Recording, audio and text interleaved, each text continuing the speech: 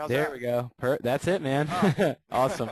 Okay, thinking big. So we have to think outside the box, and you guys have to be excited. That's the thing, okay? So let's get started. I'm going to share that part of my screen, and then as we go along, I'll pop up other things. So anyway, the goal today is to get you guys to think outside the box. And with an outside-the-box attitude, you're going to open up all kinds of new opportunities and have a lot of answers. So I'm going to challenge you to come up with an idea. Maybe you already have one. Come up with a product. If you're a photographer, what can you do to put what you're already doing into a situation to develop an experience or something of that sort, something bigger? And coming up with a different avenue to do that, because otherwise we really risk, have the risk of becoming basically a commodity, where everything you're packaged in there with everybody that gives you something typical, something that's available in, wide availability. So what happens when you fall into that category? What happens is your profits, your profit margins, those things diminish because you're not providing a value. You're providing something that every other person is providing. And so too often, companies get wrapped up in only competing on the same items as their competitors. And I mean, it's very easy to do when you get into starting your business. One of the very first things that we do is we go to look at what our competitors are doing. And we try to take those ideas and implement them in our business. And, a lot of that stuff, there's just a general flow of how, a consumer expects an experience from a photographer to go. And too often we fall into that. Now, I am not saying that you take these ideas, and I want to make sure that you understand that what you guys are already doing that's successful, keep doing that. What I want to do is get you guys to think outside the box and develop just one thing as a supplement to the other successful things that you might have going on in your marketing plan. And the thing about it is all of us want to be unique. Every single one of us. We want to be unique. And I love this quote from Walt Disney. Do what you do well and so uniquely that people can't resist telling others about you. And that is one of the things that I think about every single day. I know my work is distinctive. It's definitely different. And it incorporates everything that revolves around this right here. I want other people to tell other people about me and my work. So the further that I feel I get away from the mainstream, and don't get me wrong, I do have many of those things incorporated in my marketing, but I really focus on doing things that are different and unique, whether it's my work, my marketing approach, my sales approach, whatever it is. I want that image of myself and my company to stick in people's minds. So how do we begin to think this way? Let's analyze one common example. Okay, I'm going to use high school seniors. That's something that photographers commonly cover and photograph. The first thing that I do is I think about the behavior. I want you guys to think about, and hopefully you guys are writing this down. Think about the behavior of your target demographic. Okay, who are you wanting to go after? Okay, and ask yourself this question: Are you following what other photographers are doing? It's fine if you are, if it's successful, but what are you doing on top of that to differentiate yourself and your business? Okay, so I'm going to use high school seniors for example. Let's talk about the kids. Okay, what do we know about the kids' behavior? Hey, Larry. This is what, yeah. Hey, I'm sorry to interrupt. Some people are saying that your screen went off. I saw it for a second. I wasn't sure if you did have it pulled up or your presentation was down right now. No, I'm only sharing a few slides. Oh, okay. Gotcha. Not a problem. Okay. Thanks, That's okay. man. Keep going. So here, I'll tell you what. Let's do this. If that'll help. Yeah, I think that'll help. You guys to write this down. I think that'll help everyone. Write this down. I know I'm like rambling on really fast, but anyway, let's think about the behavior of who you're going after. Okay? Perfect. So taking high school seniors into account, for instance, what do we know about their behavior? Okay, we know that they run in a tight-knit group of friends. That's a fact. You can look around, go to a football game, basketball game, whatever. They all have their little group of friends. Okay, music plays a huge part in life, and all of this is coming to a point. So you'll understand once I get there why we're talking about these things right here. Texting, that's huge. It's huge to them. I mean, that's what they do. Every time I look up and I see a kid at the mall or whatever, they're on the phone. I have two 15-year-old daughters. That's one of them. 17,000 texts in 1 month. I can't believe it. Thank God her grades are good. She wouldn't have the phone. But anyway, texting is really huge. Okay, sharing photos, whether it's Facebook, Flickr, whatever it is that's out there. They're sharing photos. They're sharing video clips. What else do we know about these kids? There's a bit of vanity there. I mean, people want, they want to feel special. Maybe they want to feel like a movie star. They want to feel like a rock star. Okay, so there's a bit of vanity there that we can appeal to, coming up with some different ideas like that. You know, they'd rather be with friends at a photo session versus a parent. I know that that's true just based on the survey that I did with the kids to get to the point of finalizing the development of the idea. They love to have fun, and the last thing is, they're always creating memories, okay?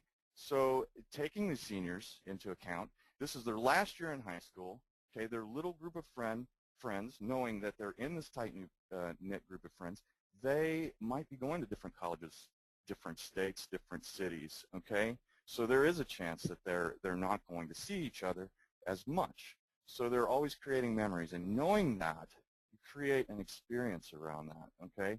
What about the parent when it comes to, taking pictures? I know that their intentions are good, okay? But many parents are, now I'm only speaking from my experience, and some of you guys can probably relate to this, but many of them like to control the situation, including your session, okay? And there are ways around that. I mean, you can, the point is for me that I didn't really like that, okay? Because I need and demand creative freedom as a photographer, as an artist. If I'm going to get better, and I need to be able to run free that way. One of the things, but they like to control the situation to a degree. And what does that do when you're in a session? I can tell you what it did for me. It created an uncomfortable subject. The kid was uncomfortable, For instance, let me give you an example. We start off the shoot, and it's like, come on, honey, you don't smile like that. That's not the way you smile. It's those types of things that the parent really isn't aware of. It's creating the situation to be a little bit harder to photograph, okay? So in my mind, I couldn't really get to the child and who they really are and separate them from that type of a setting. And that's the way it happens, I think, in family pictures too. You get there, the dad doesn't want to be there, and the mom's like, and it could be the other way around as well, but the mom normally is like, hey, you don't smile like that, sit like that, sit up straight, your hair is out of place. Those types of things like that, those are opportunities. That's the way I look at it. I don't particularly like. I don't focus on seniors, and I don't focus on families. But those types of things can be an opportunity. And the other thing to analyze is your behavior and your desire as a photographer, where you want to go with this. For me, I demand creative freedom as an artist. End of story, not compromising. That's it. Okay, so all of the situations that I get into with clients, I have to feel that. Okay, it's difficult for me to have a parent or anybody actually trying to control what's going on when I'm shooting. I'm very much a director, and I purposely, when you're doing a consultation, you bring those things up and some of the things that you expect to have happen at the shoot. And one of those for me is, hey, I want you to just let me run free. Okay, I get your idea, I get your concept, I know where we're going, but you have to let me do it. Okay, so it's very difficult for me, which I had several issues with parents wanting to do that. the other thing is I want to have fun. I love to have fun. So, you know, photography happens to be something that I absolutely have a passion for. And it has to be fun. I don't want it to be a job. I'm not going to allow it to be a job. Okay. The other thing is I prefer the road less traveled. As opposed to what everybody else does, I want to do the opposite. That's just the way I am. I've been that way since I was a little kid. I heard it from my parents. I've heard it from my teachers. I heard it from everybody along the way. And, you know, what I've figured out is the road less traveled for me is always a lot more fun, you know, since I like to have fun and I don't want to be controlled. Those are things that I have to take into consideration when I'm out there shooting. So, and then the last thing is I am never satisfied. I want something outside the norm. And I think that that everybody here relates to that, definitely. You don't want to fall into that. You want to have at least one thing, one or two things that fall outside of what everybody else normally does. Okay, so identifying those opportunities based on behavior. That's the next thing I start thinking about. Okay, I've thought through, we've talked about the kids, we've talked about the parents, we've talked about ourselves and what our behavior and expectations are. Okay, so now we start matching to create a comfortable opportunity. Maybe it's an experience-driven opportunity, whatever it is, but we've analyzed those things, the kids' behavior, the parents' behavior, my behavior, and turning perceived negatives into opportunities, such as the little focus that I had, you know, on the parent. Those are opportunities. So, and then the other thing, you know, is self-satisfaction is worth a ton. If this is not a job to you when you get up, then hey, that speaks like tons. I mean, because it shouldn't be. If you love photography that much, you also have to love the process of what you're going through. So develop something different. Okay, so 3, you know, then you sit down and you design what your outcome is going to be. Okay, like in this case, I wanted an experience-driven deal. Okay, I wanted to be comfortable. I wanted the environment to be comfortable, and I wanted to have fun. And you know what? They want to have fun too. That's the thing. And if you can create that, understanding their behavior, you create your outcome. It's going to go smoothly, and your idea will flow seamlessly. So once you determine all of those things and what you want your outcome to be, what I do next is I start collecting information, okay? And, you know, I want to gather the data to support the idea.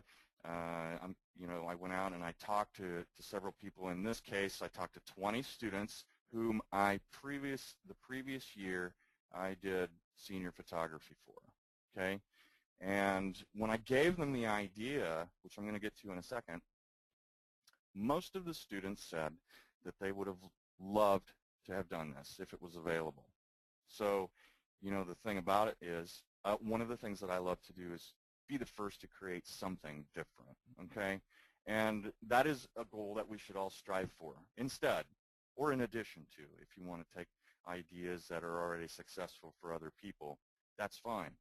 But also have the goal of striving to be the first to do something totally different and get it out there. But most of the students said that they would love to have done this. Most of the students agreed that it was also a memory-creating experience, okay? When they go to college or their friends go to college and they stay at home or whatever, they have something that a story. They have a story. They can go back and relate to the experience that you created for them and, you know, and have the video and the pictures and group pictures and things like that to support those things for years, okay? Not just the single picture of them that they look at 20 years from now and go, hey, I remember that, you know? And you have to go beyond that, and that's what I did with this whole idea. And although that, you know, most of the kids, well, actually all of the kids said that their experience was fun with me. The process, it was similar to most photographers, okay? So what does that tell me?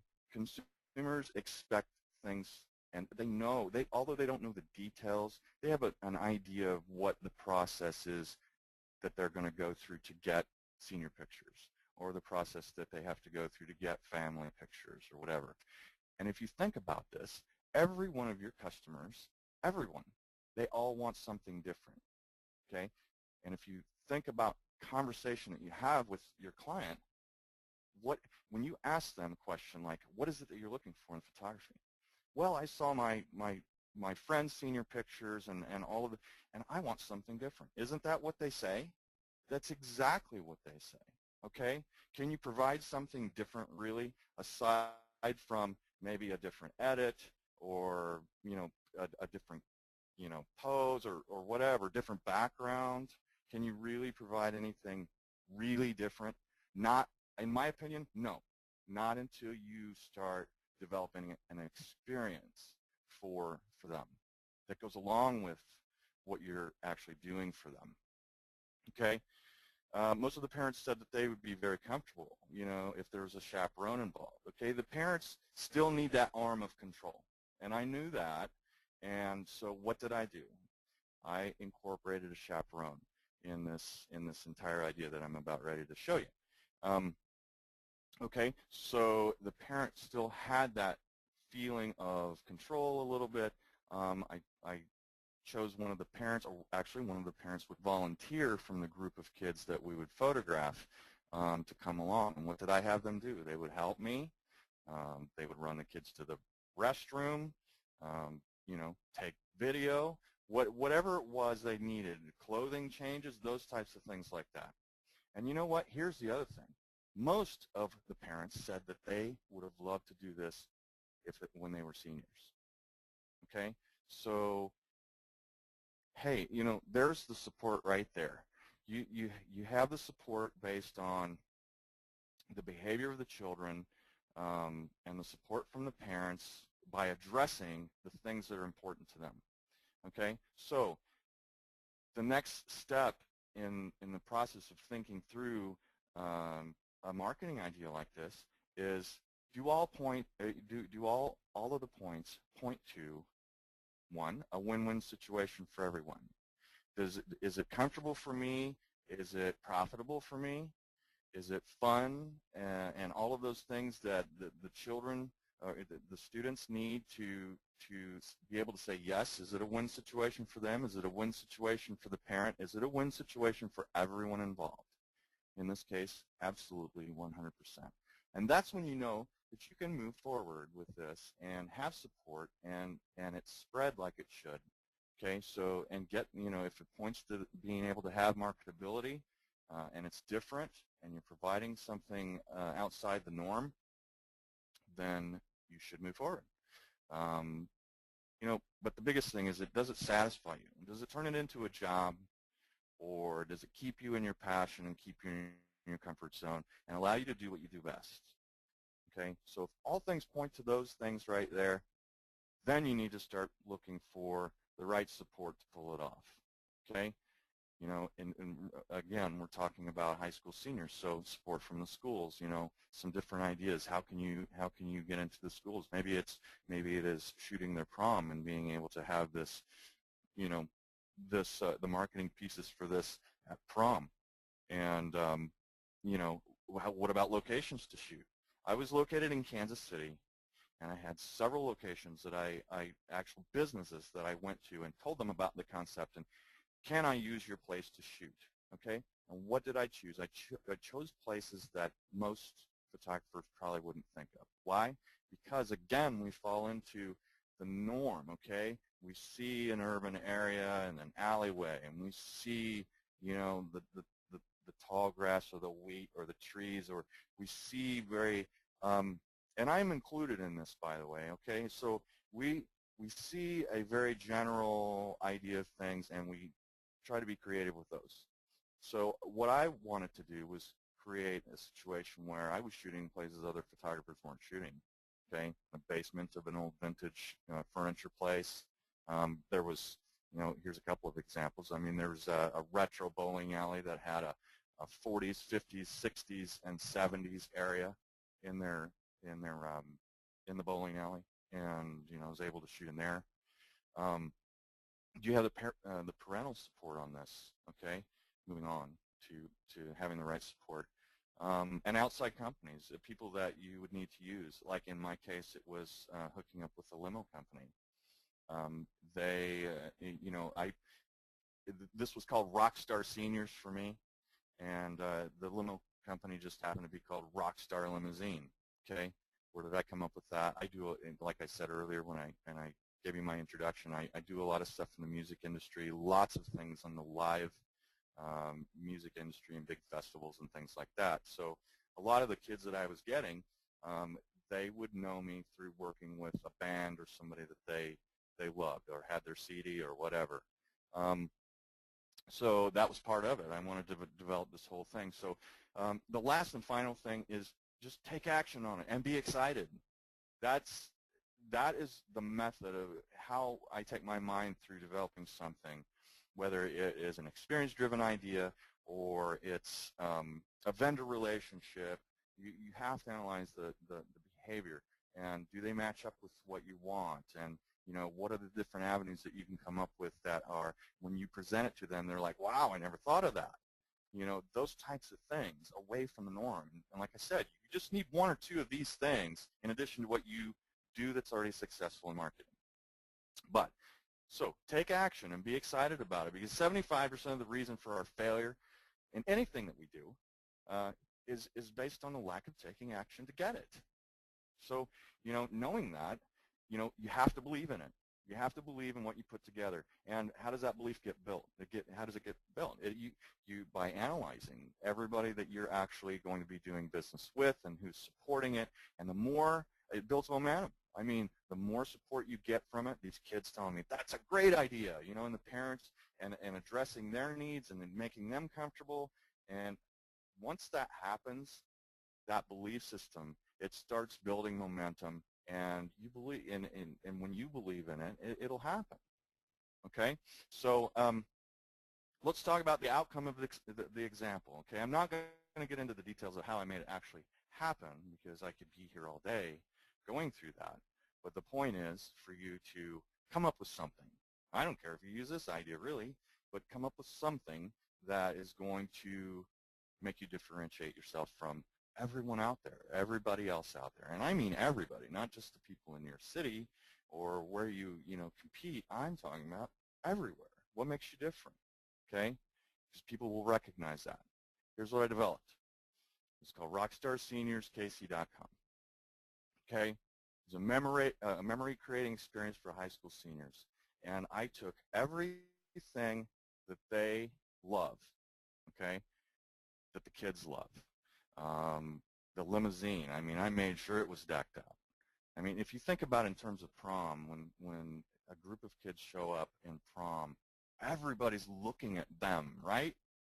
I know I did, you know? So, I mean, everybody's looking at who's going to get out of the limousine, that type of thing. And they're inside that limousine, and guess what? They're comfortable. There's music, okay? Music plays a huge part of life for kids, you know. The limousine, it provided, you know, privacy for them for clothing changes, okay? So we'd have 3 or 4 different locations that we would go to, and within those locations we had 20 different places to shoot, so everybody had a little bit different pictures. But if we were outside, there you go. They could change in there. When we were working with 1 or 2 of the other kids, what would happen? The other ones would get inside the limousine and crank up the air conditioning, because we only did this in June and July. But they'd crank up the air conditioning. Guess what? You'd hear the stereo in there, and they're in there and they're texting and they're shooting videos and they're just having fun, and they know that their pictures are going to get done. Some of the kids would be outside supporting the one that's getting the images taken. Okay, how would they support? Maybe it was helping us, you know, the photographer, or it was, oh no, you do the, you know, helping them to get comfortable in the shoot. Okay, something that the parent wasn't really very well. Most, not all, most of the parents weren't very good at doing. Okay, so what did that do? It created the ability to have fun and be natural and some involvement, and it created the excitement level that I wanted to have to be able to do what I love. What else? I mean, they'd sit in there and they could watch DVDs, whatever they wanted to do. But I know, like when they would go into the limo, the one thing that I would do is I would say, listen, hop on Facebook, post some pictures up there, you know, the inside of the limousine. Tell them what you're doing. Shoot a quick video. Those things like that. How does that help your marketing? You know, that's a viral thing right there. It's an experience, okay? So most of the kids today, what they do is once they have their senior pictures taken, what do? They just post a few of the pictures up there, and they don't really talk about their experience. They just post the pictures up there for their friends to look at and decide whether or not they like them. Okay, and the common question is, where did you get your pictures taken? Well, I got them taken at so and so. Oh, we're looking at these people too. Okay, remembering that the process is basically the same across the board. Okay, so what can a situation like this do? An idea like this, whether it's in seniors or you come up with something, if you're focused on weddings or babies or families, what can you do to create something that will be talked about? Just like that Walt Disney quote that I said. I mean, you want and have to be unique in order for people to talk about you at all times. So anyway, this was the concept. You, your friends, a chauffeur, a stretch Rockstar Escalade limousine, okay? We had 25 plus indoor and outdoor locations that they could choose from, but we only let them choose 4, okay? Me, I mean, that's a big part of it right there, isn't it? Top professional music industry photographer. We had a stylist there, an event coordinator, because I didn't want to mess with that stuff. We even had a menu, Jimmy John's, you know, that they would choose before the event. When the limousine picked them up, they would choose what they wanted. It was already included in their thing, and we'd fax it into Jimmy John's, and they delivered on the second location. So what does that do? It keeps them involved, okay, and they're not hungry and wondering when they're going to get home and those things like that. We did group shots. You know, that's another thing. You talk about creating a memory. Who does professional group shots of their friends? You know what I mean? Most or a lot of photographers doing seniors, what they'll do is they'll offer something like, you know, you can hire us for this, and if you bring a friend, you get this much off, or something along that lines. So the idea is already there, including other people. Okay, but who does group shots? You know, we did group shots. There's one example up there. It was more of a marketing, you know, for the marketing piece than anything else. But the point is, that creates memory. Memories, you know, they look back on that stuff, and then what happens? They're not as focused on their pictures, even though they know their pictures were good. They're really focused on the experience and how much fun they had, and the fact that maybe they want to do it again, but just not on the senior portrait thing, you know. And candid shots. Who was taking the candid shots? They were taking the candid shots of what was going on, okay? So I empowered them to do that and be involved, because I know they love pictures and I know they love video and things like that. So I took all of those things in their behavior and incorporated them into the idea, okay? So anyway, that right there is an example of an idea that I don't care if you use, but the point is that I really challenge you to think past what the norm is every day in your business, and what you can do, the things that you can do, and how to get to the point where you're developing something like this, and get known for it. So I don't focus on seniors. I mean, you know, I told you it was a process of elimination for me, you know, and took me a long time to get to that point. And I specialize in weddings, and I do quite a bit in the music industry. Seniors just, you know, it just wasn't my thing, you know, and it has to be. I don't care how much money is involved. It doesn't matter. I want to wake up every day, and I want to do only what I want to do, and I want to do what I love to do. And I could just never really grasp the whole senior thing. And so, but this was a success. We had a lot of fun with it, and you know, I want to share this with you guys, and in hopes that you would move forward and begin to start thinking about how can you come up with something like that. So were all of the needs addressed? Absolutely. they were addressed. If you think about them being with a tight-knit group of friends, yes, that happened. Did music play a huge part in this? Yes, it did. Okay, it made them comfortable. They could go and do whatever they wanted to do if they weren't being photographed at the time. Is texting huge? Sure it was, because I told them that's what I wanted them to do. They do it anyway, okay? But I wanted them to text about the experience and what was going on. Sharing photos, they were doing that. Taking funny video clips, they were doing that stuff. Was it appealing to their vanity and wanting to have or feel like a movie star or a rock star, whatever it is? Sure it was. It was out of their everyday normal life, okay? Were we accomplishing them being at a photo session, with their friends versus a parent? Of course, even though we did have a parent there, that was support, they got to have fun. And we created, imagery that gave these kids a lot of things down the road to look back on, these memories and things like that. So, and it accomplished everything that I wanted personally as a photographer and as a business person. So that, in a nutshell, that's an idea right there, but more importantly, the method behind it, how to think through those things and start developing the idea. Does it cost a lot of money? Not really. I mean, this is just all people support and understanding of how they work, and getting everybody on board, and it spreads pretty quickly. So make sure to incorporate that into your big idea. Real quick, I'm going to go over just a thing that's worked for me. I'll give you just a little bit more history. Actually, I spent most all of my life in Kansas City, and in 2009, I started thinking about a move to Florida. And why? Because I knew that I was drilling down, specializing in weddings.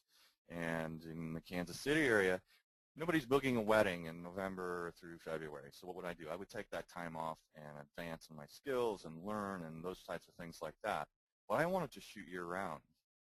Okay, so in 2009, I started planning this move.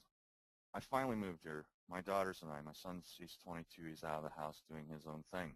But my daughters are 15, so the three of us moved here just outside of Orlando, in between Orlando and Tampa, actually.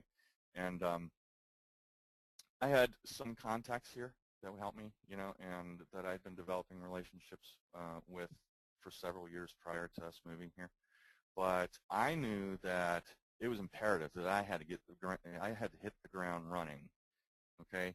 Because I didn't want to spend my savings, trying to figure out how I'm going to market myself. So drilling down the fact that I wanted to be here to focus on shooting weddings year-round, I came up with this idea right here. And, I see a lot of photographers, they'll put out there, hey, I have a free session, engagement session. And, I said in the previous webinar that I did in November that I can't stand the word free. And I just want it to have some value. How's that? Okay. This is essentially a free session, but it has value tied to it, which is something that you should always look at incorporating in your business. So I came up with this idea, how am I going to get in with these vendors and have them actually give me, or actually give them value. Remember, if it all points to a win-win situation for everybody, it's something that you should strongly consider moving forward on. Okay, so I sat down and I thought, okay, I see these photographers and they're giving these engagement sessions away for free. What can I do to come up with an idea where it actually has a value attached to it and everybody feels good about it? Okay, so I started with a florist actually in Tampa, and I met him through a gentleman that I photographed his wedding, and he referred me. One thing led to another. I went there, and we hit it off totally. It was great. Okay, but no business relationship yet. So I brought this idea to him, and I was like, here's what I want to do. I want you to give your clients something of value, okay? Why? Because it's going to differentiate yourself from every other florist okay? A little bit, and that's all that matters, is that they're doing something different, right? We're talking about the one or two ideas on top of what we already do that's successful in marketing. This helped me. This helped him have some value, okay? So bride would come in looking for flowers or whatever. They get a customer in, and they talk about how the fact that they were engaged, and he would go through his process of building rapport and making the attempt to get their business. Okay, so it didn't matter whether he got the business or not. He could make the decision to give this out. Okay, these are not like sitting right next to the cash register. He singles everybody out because that's what I told him I want to have done. Okay, so the client doesn't feel like anybody that walks in here can get this. Okay, so we'll use the example of him not getting the business. Okay, thank you, Sarah, for coming in. We really appreciate you considering us for your floral needs for your wedding. By the way, congratulations on your engagement, and I want to give you this. And we don't give this to everyone, but here, this is a session as a gesture of our appreciation, just for you coming in, and really feel like this is something that you could take advantage of. It's a $450 value, and it's totally been taken care of for you. Okay? Now, let me ask you this question. What does that do with that client at that point in time right there? What does it do? What it does is it separates him from everybody else, because everywhere else that she'll walk into is just like, thanks for coming in, and come and see us if you need flowers. Well, of course I need flowers. Okay? And they're not doing anything special or setting themselves apart to get that relationship on track, or a much stronger possibility of gaining their business. Okay, so he'll use it as a closing tool sometimes. Okay, and so of course right away she's like, I really appreciate this, thank you. And then he goes into, here's the deal, this is from me, okay, and these are the steps on the back that you need to take. Why did I set them up this way? Because the first thing that I want them to see is my work. I don't care about talking to them at this point right now. I just want them to see the work. And so they go there and they make the decision. Do they like what I do or not? It's different, and I know that. So I want them to see it. I don't want to talk to them and tell them all the great things that I can do for them and all of this stuff like that. I need them to visualize first. So that's what they do. Now, to click on the VIP session, what I've done is I have the vendor actually go, you know what, let me just give you his cell number, and this is directly to him, and they'll put the cell number on there, and I get the phone call. What does that do? That creates another I'm on the inside type of a feeling, and they're singled out and they're special, and so 9 out of 10 times, 95% of the time, I'll get the phone call, or they might text me or something like that. But the point is that they get in front of my work, okay? And there's no expiration on this right here, because they have to do it that day, okay? Do they? 9 out of 10 times they don't. But I don't really care, really, okay? The point is, I know where the referrals are coming from, okay? What does that do for me? It helps me to develop a stronger relationship, okay, with that vendor. So I can go, when I'm doing the session actually for them, I can talk about that vendor and how wonderful his flowers are and how wonderful he is to work with and all of these things like that, okay? So it's reciprocal. And that helped me. That was something I needed to do in order to start developing a relationship with vendors. Because here, like especially in the Orlando area, it's extremely hard to get in. It's very, I wouldn't say it's cutthroat, but I mean everybody's on a mission doing their own thing. They've already got everybody established, and here I am. I need to find a different way in. Okay, so this was one of the things that I developed in order to do that, and so I'll elaborate on this a little bit further, and then we'll get to the next thing. But what do I do with these? I don't really do consultations, with brides. Like I said, I want to have fun and I want to shoot. Okay, so when they get something like this, I am doing the consultation basically as I'm shooting with them, okay? Because I know that every photographer, uh, most photographers are out there, they are going to bring them into the office, and right away, in my opinion, there's a speed bump to overcome, because when you sit down for a consultation, I'm going to show you, they're going to show me everything that they've done for everybody else, and then they're going to go over pricing, and I might probably not ready to spend any money. Okay, and I got this from the car industry. I mean, on an average ticket item of $30,000, I never expected somebody to just come in and put their money down. I wanted them to drive the car and experience it and let them visualize and all of those things like that, and show them what I could do for them and how it was different from everybody else. That is a cutthroat industry for sure. So we had to figure out different ways to make things happen. So anyway, I spend my time shooting with them. Why? Because they get to see how much fun I am.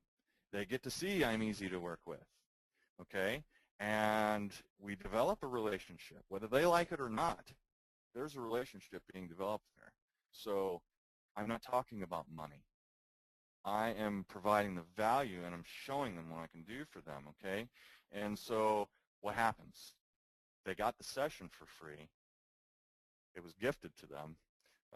But when it comes time to show that couple their pictures, I show them 10 images, okay? We spend an hour together, and I show them 10.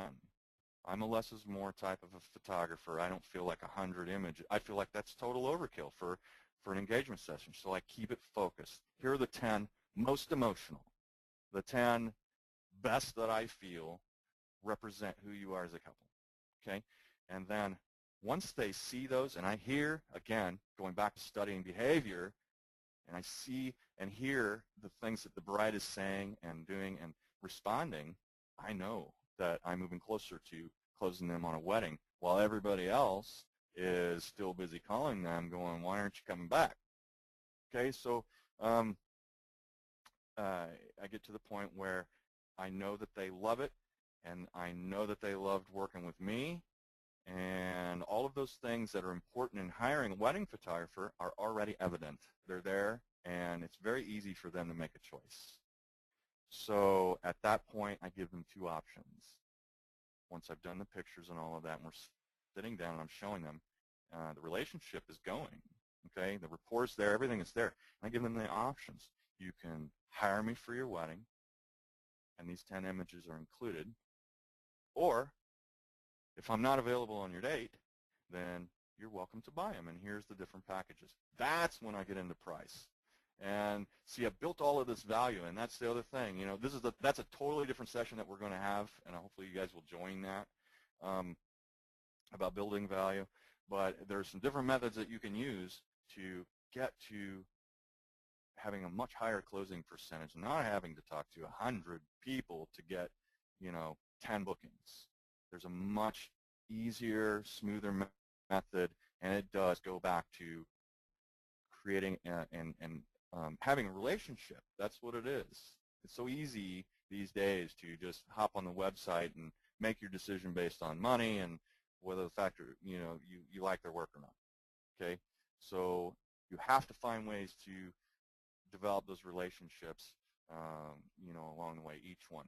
Okay, so the final points. Remember what I said right up front. It's meant my method of thinking through this. If you decide that you want to try this, if you try it, do it. Okay, but the point is, it's meant to be a supplement to what you already do. You have other marketing things that are in place that are bringing you business, and obviously you wouldn't be doing them if you didn't feel like they were bringing some success. So I encourage you to keep doing that. There are tried and true methods of marketing that are definitely working. So what are some of those methods? Let me tell you right quick. PhotoBiz, I told you I've been with them since 2006. Okay, your website is a marketing tool, 24 hours a day, where you're working, you're not working, it doesn't really matter. So one of the things that I encourage you to do is go and look at your website, and do you have the very best things that you do up there and for people to see?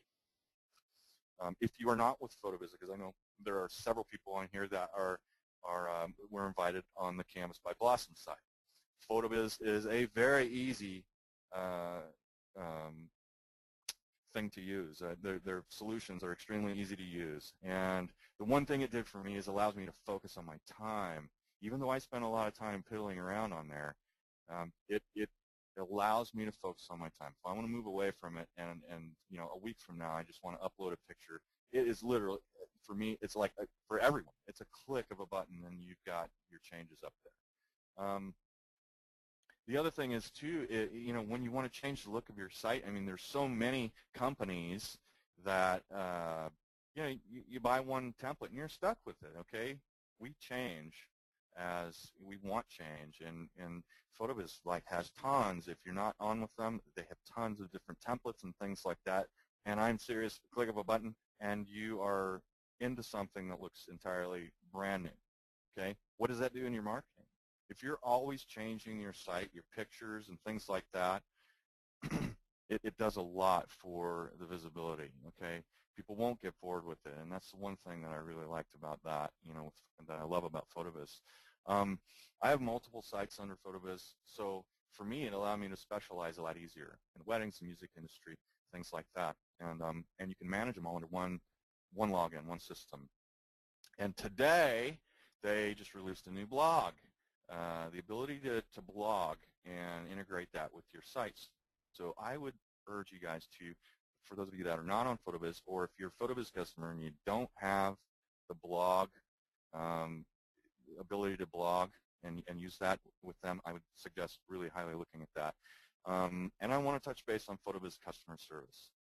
This is a day and age where real customer service is pretty much out the door. Sit on hold, we'll be with you. Let's say you're 15th in line, whatever it is. I have loved these guys from the very beginning because you get to talk to them. You call them, you email them, you support every avenue that you contact them. It doesn't matter. They get right back to you, and I love that. But anyway, your website is a definite method for marketing, and you should think about it in those terms, being different, and who do you want to appeal to, and those types of things like that. And then touching base on Canvas by Blossom, and they offer a lot of the things that are tried and true methods of marketing. Okay, if you're doing seniors, what about the direct mail pieces? They not only do that, but they have a design department, and then they do, the development of them and the mailing services. If you wanted to do that type of stuff like that, it can help you drill that down. If you're doing weddings, I mean, they've got pretty much everything that you want for marketing material. Leave behind for bridal shows, marketing material to show off your work. And then if you're doing, babies and family, canvases I know are really big. Of course, they have, canvases as well. So there are a lot of people on the webinar from both companies, and I would strongly suggest, if you haven't checked out the other, I work with both of these and use both of their products, and I tell you what, it's not going to change. So anyway, a couple of the last things.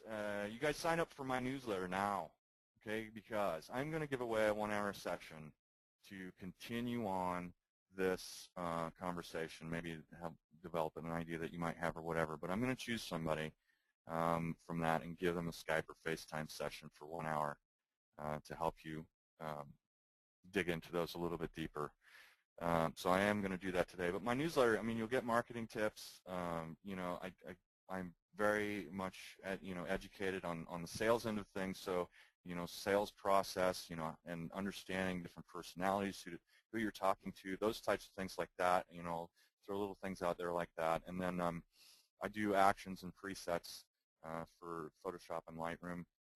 So I, like to do those about once a month. Give you guys a little set of something like that, depending on what you use, and then other valuable things that will help you save money and also make money doing what you love to do. So please sign up for my newsletter. And here is a special that Tim was so kind to give everybody here. You can use this as many times as you want until March 31st. Okay, and it's a 20 by 30 canvas. That's what, 60% or something like that. You save 97 bucks, 69 bucks, and it's free shipping. And let me tell you what, their stuff is wonderful, wonderful. The quality is great, and I mean they even have an option where they can, if you want the Tyvek backing on the back and not just showing the wood framing and things like that, they will do that, and they're efficient, they're quick, they get their stuff out, and they communicate well. And for those of you not using Canvas, my Blossom, give them a shot, and here's something that Tim put together. Use the promo code LPerez2030, and you guys will be good to go there. And that's basically it. So I want to open it up for some questions, and you guys go and sign up for my newsletter. Do it, everybody. Well, awesome, Larry. Everybody, we're going to go ahead and go into the QA time. So any questions you have for Larry, please go ahead and type them into the chat box. And Larry, I tried something differently this time. I tried to assign some questions to you that are coming in. So if, inside of the software, do you see any questions coming up for you? Yeah, I did. Okay, cool. I do. Great. It's just so crazy. I don't even look at the screen. I'm like looking all around the room. Okay. When I'm talking, I'm just like looking everywhere. Okay. Should we be seeing the screen by now? Yeah. Okay. Yeah, Hang on just a kind of second. work your way down there. There's quite a bit. Is there a way that you can choose, since I'm still a little unfamiliar with the thing here? Yeah. Help me choose some. Okay, cool. Let me go through. Let me start out here.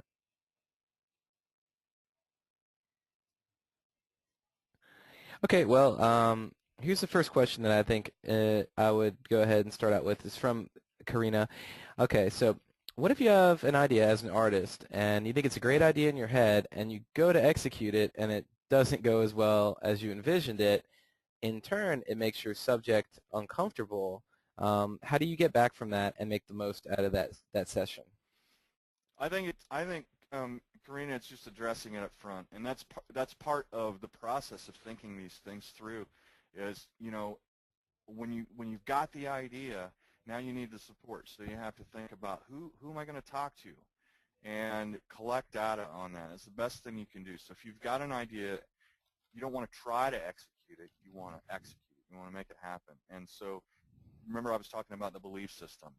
And when you put an idea out there and you see that it's a great idea and people believe in it, that's when you know you've got something, and you start collecting data on that. And I'm talking about drilling it down to this percentage of people, agreed with this, and also asking for input. If I was to do this, what do you think about that? Those types of things. The development of it has got to be like that. As opposed to having a client and just trying something new, unless it's a new shooting technique or something, like that you can just, incorporate without them knowing, something like that. And hopefully that answers your question. The point of the webinar was to get your mind to start thinking through the process of developing a much bigger idea and what is all involved in that. Awesome. Good stuff. Let's move on to some other questions. There's quite a bit coming in here, guys, so keep them coming, and we're going to work our way from top to bottom. So let's keep on going. So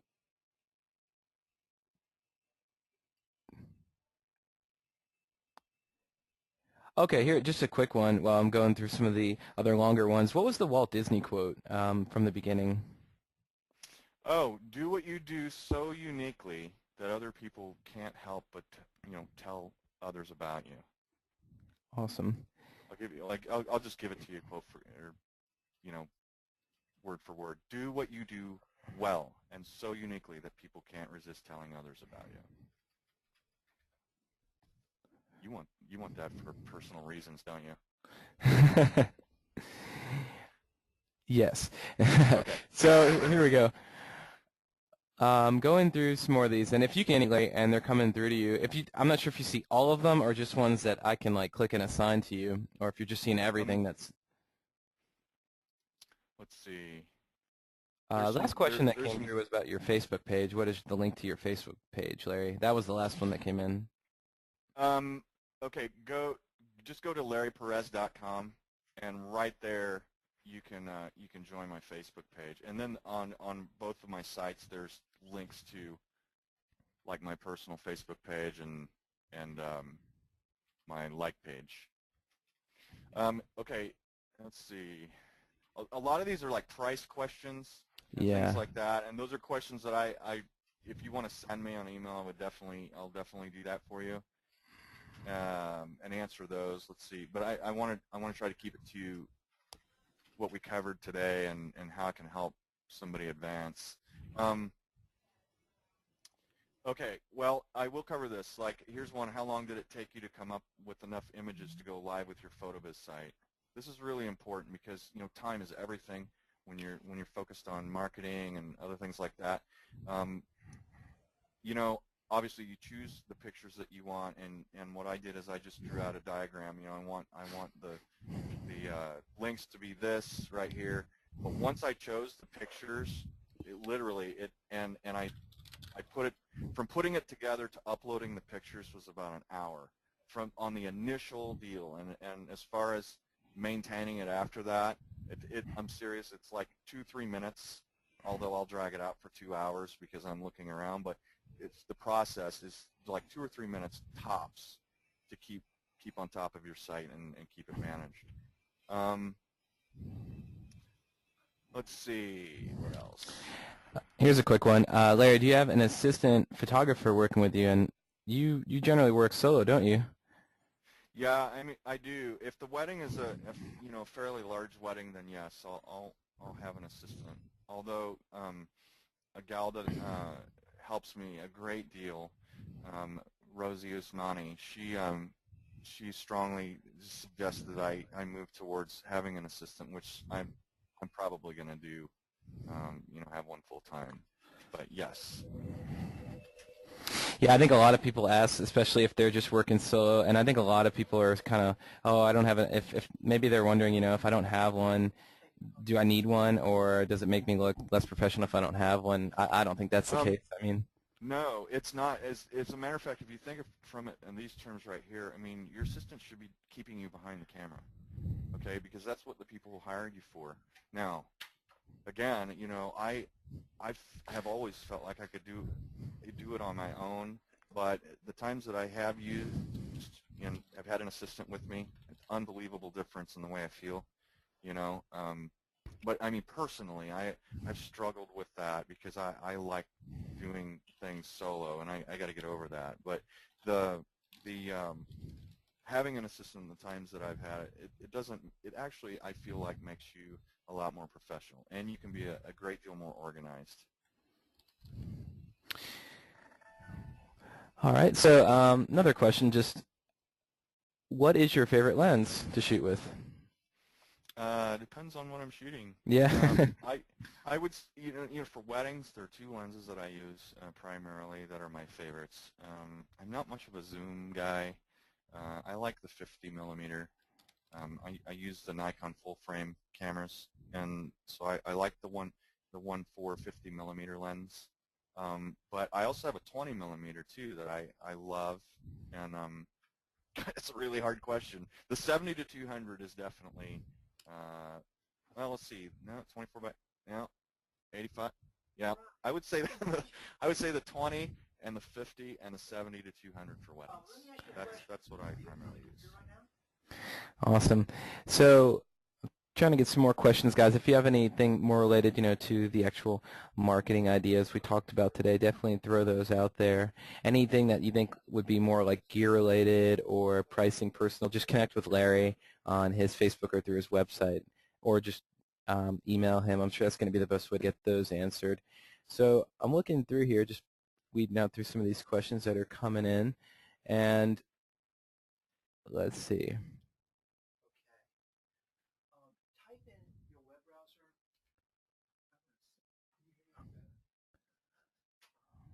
Okay. And if you see any, Larry, in here, feel free to go ahead and oh, okay, here we go. Well, you go ahead, and then we'll get Nope, go. I see a couple questions from Stephanie in here, and so she's saying, let's see, how do you initially approach the florist, and how quickly do you give them the complimentary session cards? Well, in this case, I was referred to this florist, so it happened pretty quickly. Mhm. where other vendors that I have take a little bit longer time to analyze. You know, do they see a value in something like this?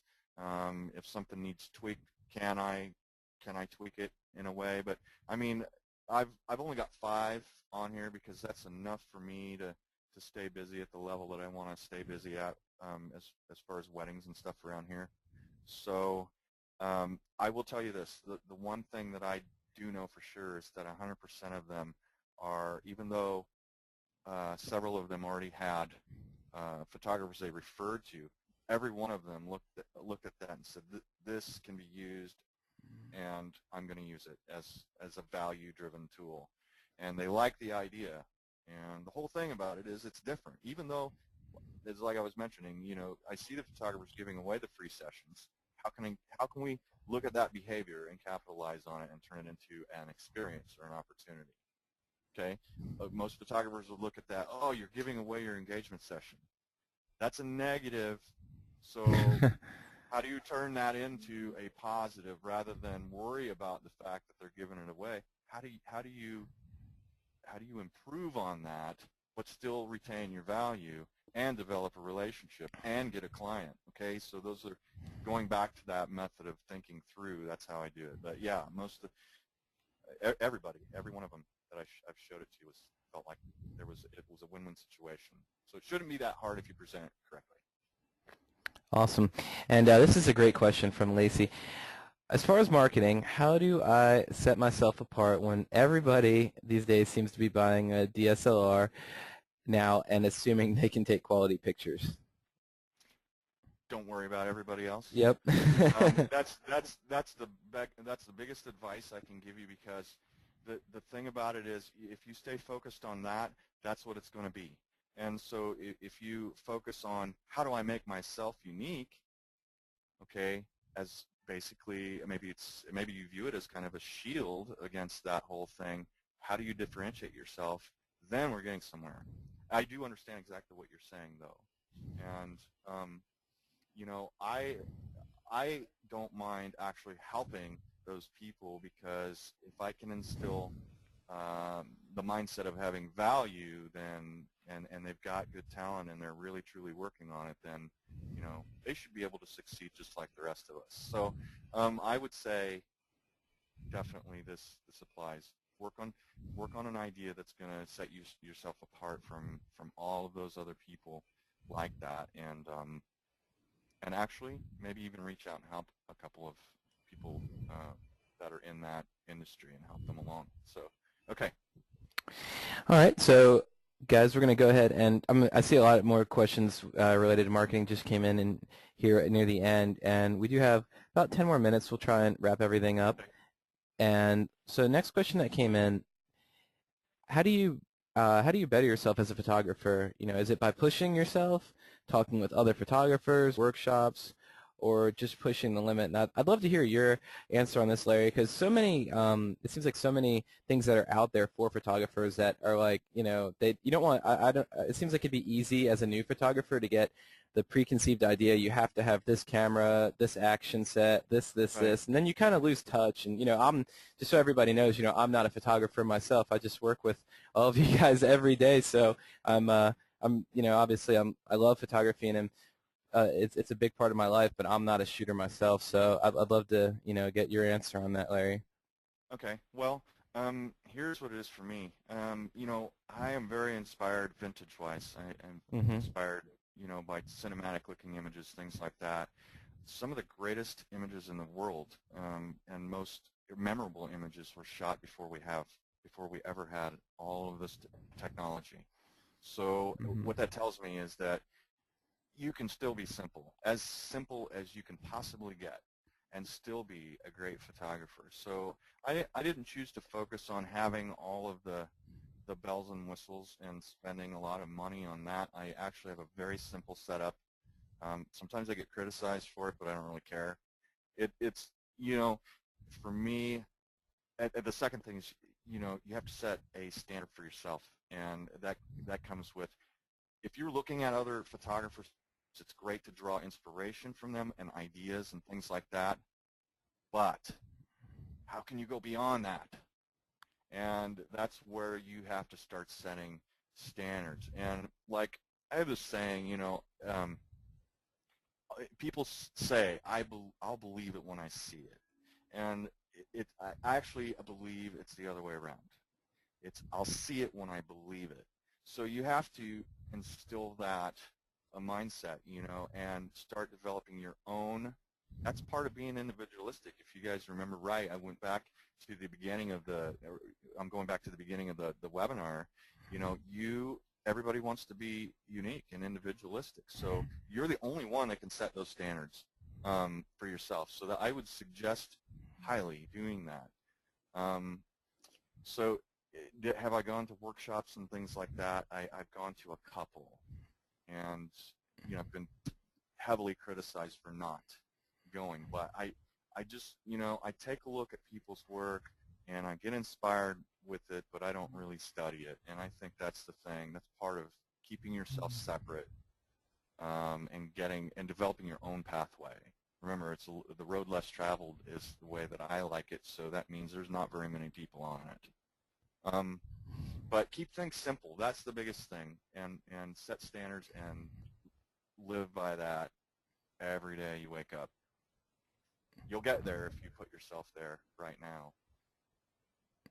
Hopefully Awesome. that answer helped the question. That's it. Well, that's a great answer.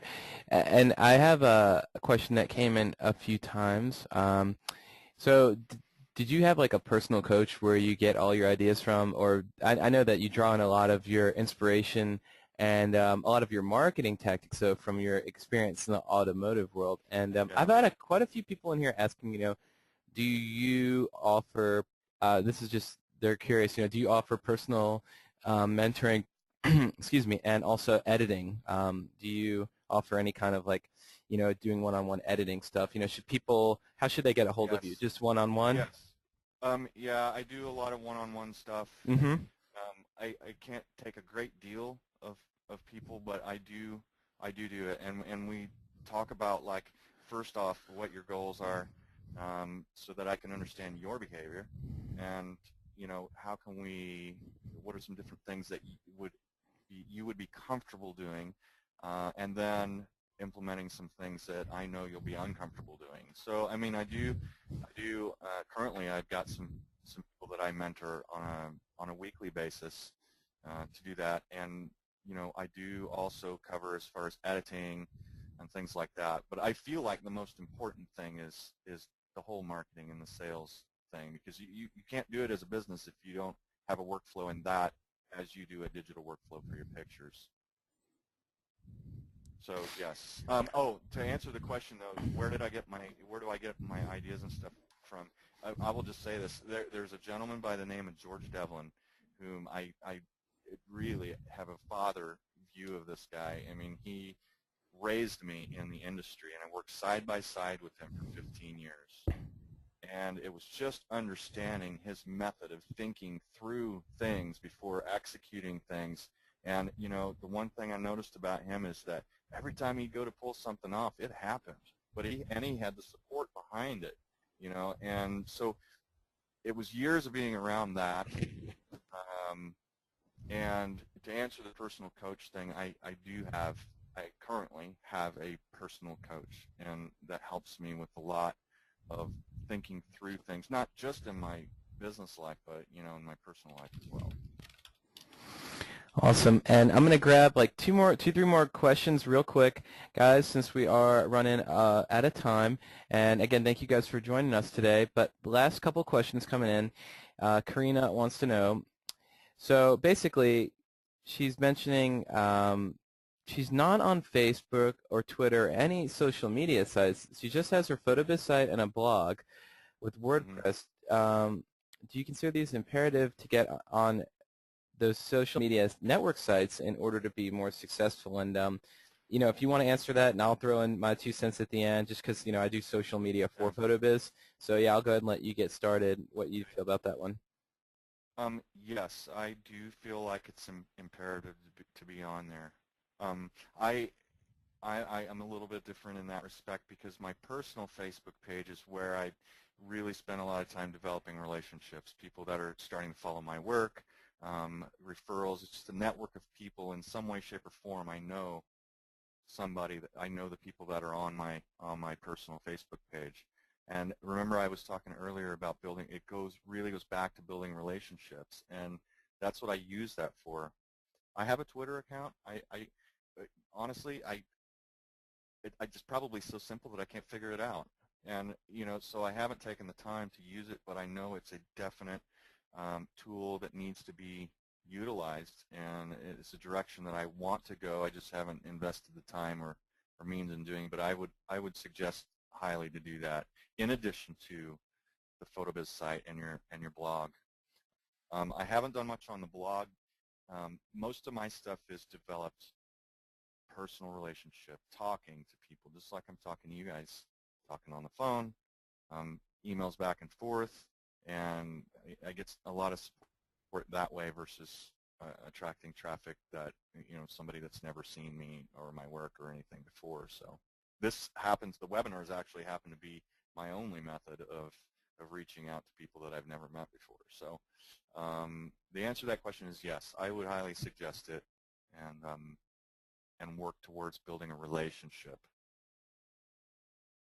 Okay, well, my quick, I guess, 2 cents on this. I think that if you guys are not on social media outlets, yes, it's definitely imperative to get on there because, it's free marketing and free advertising. You're really not going to lose anything on it. So if you've got the time to do it, definitely look into setting up a fan page. You can take whatever approach you want. You can do a business page, or you can have your personal page and do it kind of like how Larry does. And, Larry gets to build a more personal one-on-one experience with the people he's met and, potential clients that way. So whichever way you want to do it, either way, as long as you're reaching out to them. Twitter for photographers, a lot of them have it. It kind of gives, I mean, is it necessary? Not probably as much as your Facebook, because with Facebook you're going to be posting longer statuses. You can advertise on there, really. You're going to be showing off samples of your work, previews of sessions, things like that. So Twitter, that's maybe, I would definitely look into starting with Facebook firsthand if you're going to plan on getting on, online with social media. And there's just so much you can do with it.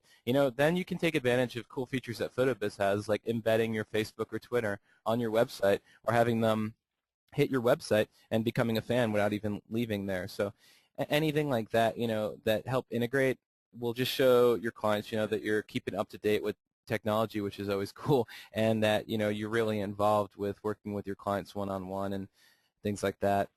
So, Larry, we've got a couple other things. Also, everyone, I just posted the link to Larry's newsletter, so definitely look into signing up there, especially since Larry's doing that giveaway for the 1-hour session. So whoever, somebody who signs up to that newsletter today is going to get chosen, which is awesome.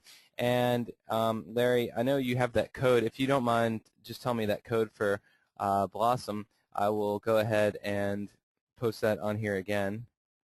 Oh, Or yeah. if you just want to pull the frame up again, either or. Yeah, I'll just do that. I'll just Cool. do that. All right. And then, Karina, I know I'll let Larry mention it while he's pulling that up. You mentioned about, your question was, does changing out your pictures frequently show inconsistency, or do the opposite and show that you're keeping it fresh? And I'll definitely say the second part, keeping it fresh.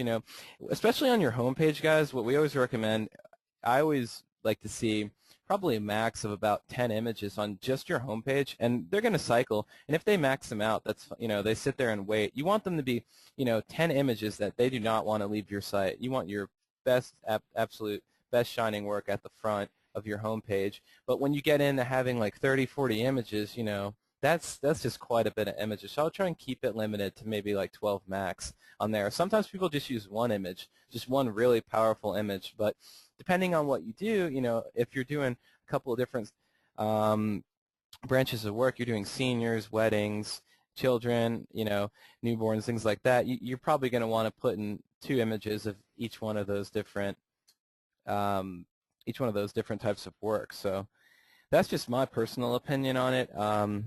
Larry, you mentioned changing them out a lot, and it's kind of like, again, it does show that you're doing new work and that you're keeping up with your site, and you're in business. You're generating great new images. Yeah, that's the thing. I loved it. That's actually my passion with PhotoBiz is it's so easy that I go on there and it's just like, yeah, I'll move this over here.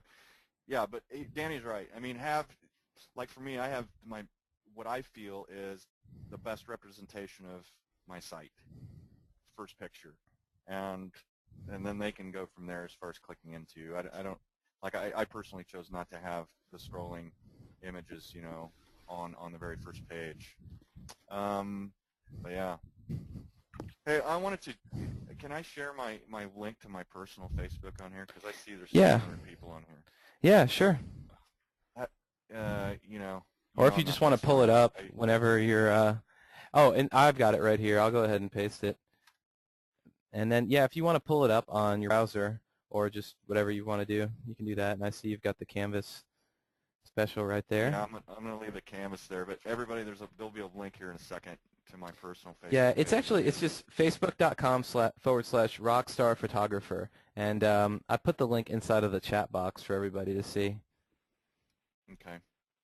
Go ahead and add Larry on Facebook, and then once you guys are friends, if you have any more questions, I'm sure you guys can just shoot him a message there. Yep, and I want to let you guys know I'm a total open book. I mean, as far as sharing information, things like that. Don't be afraid to ask because if you feel like it's gonna help you get better, then that's what I want. I want to be able to help people out and get better. And God knows I've had so many people help me along the way. So I do feel like just feel free to ask me any questions, and if for some reason I don't get right back to you, just don't worry about it. I will, get back to you. I just get bombarded sometimes. You're a popular guy, LP. It happens, man. Yeah. Well, cool. Well, thank All you guys right. so much So for joining us. We're gonna go ahead and wrap everything up now. So thanks again, and we're gonna have a new webinar coming up with Larry soon. We'll be talking about, I guess Larry's gonna go over what he's gonna present next to you guys, and we're gonna have some cool giveaways next time again, I'm sure. So I'm really excited about that. And again, like I said, if you guys have any additional questions for Larry, just visit his Facebook page, and we have the link to his newsletter to sign up for there. So thank you guys for joining us. If this was your first webinar, if it was any after that, we really appreciate you joining us again. And if you missed part of the webinar, we are going to go ahead and put this video on YouTube for you. So again, thanks, Larry, for joining us. hey, thank you guys for having me, and Tim from Canvas by Blossom, thank you for joining us, and thank you for the wonderful offer for everybody, and everybody take advantage of that because savings like that don't come around very often. So anyway, thanks guys. Add me on Facebook, join my newsletter, and we'll see you next time. Show up. Yeah, definitely show up, guys. Have a great day.